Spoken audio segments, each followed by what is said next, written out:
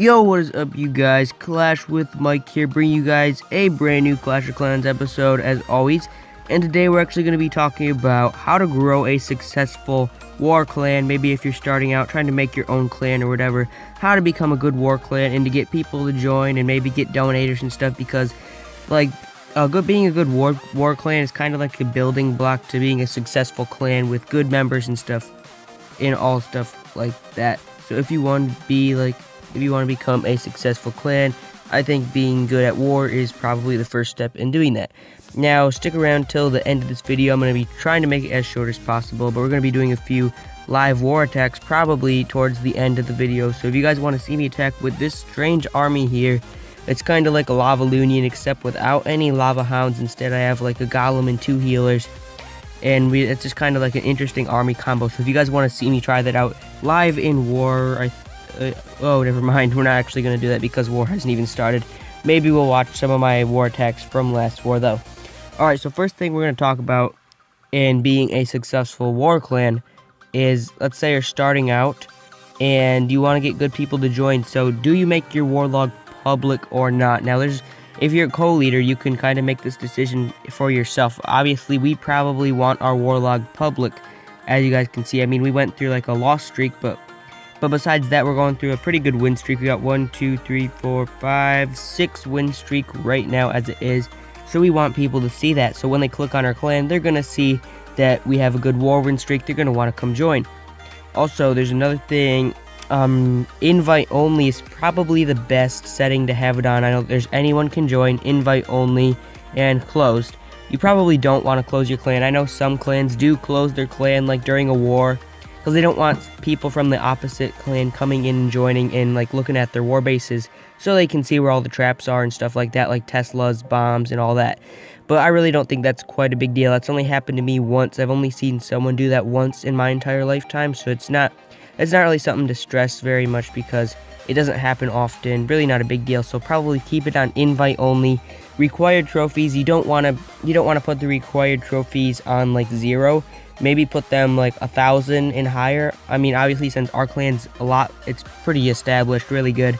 We got a lot of good people in it, so we can like raise the trophies. We could have them up to like 2,000 if we wanted, maybe even 3,000, but not necessary because we still have like a few lower people in Gold League and 1 bronze. So just probably keep your required trophies at 1,000. Also, there's one thing I want to talk about is the level of your clan is, don't you know?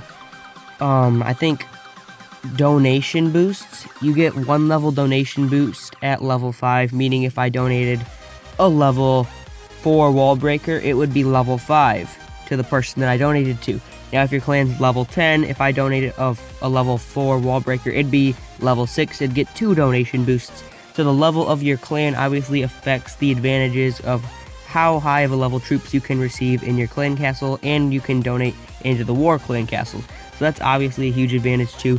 Another thing I want to talk about is probably something along the lines of matchmaking, who to put in war, who not to put in war. So let's say you have a war with a bunch of Town Hall 7s and Town Hall 8s, and then you just randomly put in at the top of Town Hall 11. Obviously not a good idea, because on the opposite clan, maybe you're going to get put up against like a Town Hall 10 and some Town Hall 9s. And maybe you have the advantage because you have 1 Town Hall 11, but then they have like a few Town Hall 10s and a Town Hall 9, so they probably have the advantage. Another good thing to consider is, let's say you have a war with a bunch of Town Hall 7s and Town Hall 6s, and then you have somebody in your clan that's really good like a Town Hall 11, and that Town Hall 11 player can donate unlimited, like all troops, every single troop that you would like. Let's say your Town Hall 6s and Town Hall 7s. This guy, if you have like a Town Hall 11 in your clan, he can donate whatever troop you need into your clan castle, like Valkyries maybe, because Town Hall 6s and Town Hall 7s don't have Valkyries, so that's a huge advantage. Maybe something like witches, I don't know. Let's see, what do these have that Town Hall 7s don't have? A lot of stuff. P.E.K.K.A.s, they can't fit, so probably not P.E.K.K.A.s. A lot of stuff, and all their troops are high level, usually if they're Town Hall 11, so keep 1 good player out of war so they can donate, because that's a huge help if you're like a bunch of low level people in war and you just need somebody to donate to them, that'd be a great idea to keep like a Town Hall 11 out of war for donation purposes only, not have them participate in war. And that's about it for that matchmaking stuff. I know a lot of people take that into consideration and make those little accounts that are like, let's say a Town Hall 11 mini-max is what you call them, is when they have like a Town Hall in some walls and like one cannon and then their heroes. So they basically have one defense, which is the cannon, and then they have like a bunch of good troops. So that they'll get matched up against somebody with similar defenses, and they'd still be able to destroy their base because they have great troops, which is hard to explain. I'm not really great at explaining that, but for example, let's say a Town Hall 11 with a level 1 cannon, if that's the only defense the Town Hall 11 has, that Town Hall 11 will get faced up against like probably a Town Hall 2, Town Hall 3, because the matchmaking is about defenses, it's not about troops. So that's why you see so many people out there with like, they only have one cannon and something like that. It's just kind of a good war strategy. I'd never do that because I just personally don't like doing that. In my experience, I just kind of like playing the game and doing what you're supposed to do with that. I mean, you're free to do anything you want, but I just kind of like playing the game how it's supposed to be played. Now, another thing I guess to consider about wars, let me think, what else can I say? Oh yeah, when you're starting out a clan, let's say you're starting out a clan, you're looking for people in global. I mean, there's people on there all the time looking for good players, and they're like, come on, we need 2 more members before we can start war, come join. And the likelihood is, as soon as they get 10 members, they're going to go ahead and start that war right away. And the probability of somebody leaving after they started that clan war search is pretty damn high. So I just say don't put people in war until they've been in your clan for a few days and you kind of know that they won't leave. Just don't put hoppers in war, because if they leave, you're already down 1 man. If you're doing a 10v10 war, then you're already down a man. It's only 9. So that's 6 stars that you could have if he got 3 stars on both attacks. So that's just it hurts a lot if you do that. And I'm just kind of gonna tell you this for those guys starting out. Nobody really wants to stay in a level 1 clan with only 10 members. So I mean, I wouldn't blame the guy if he did leave, but I would blame him if he left after he said, okay, I'm gonna be in war, and then left after he started clan war search. That's just not a nice thing to do.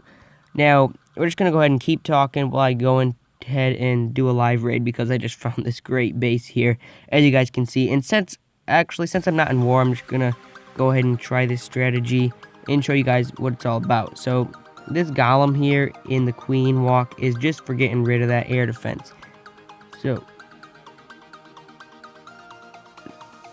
So I pretty much just try to get rid of, sorry there, my dad was actually calling upstairs.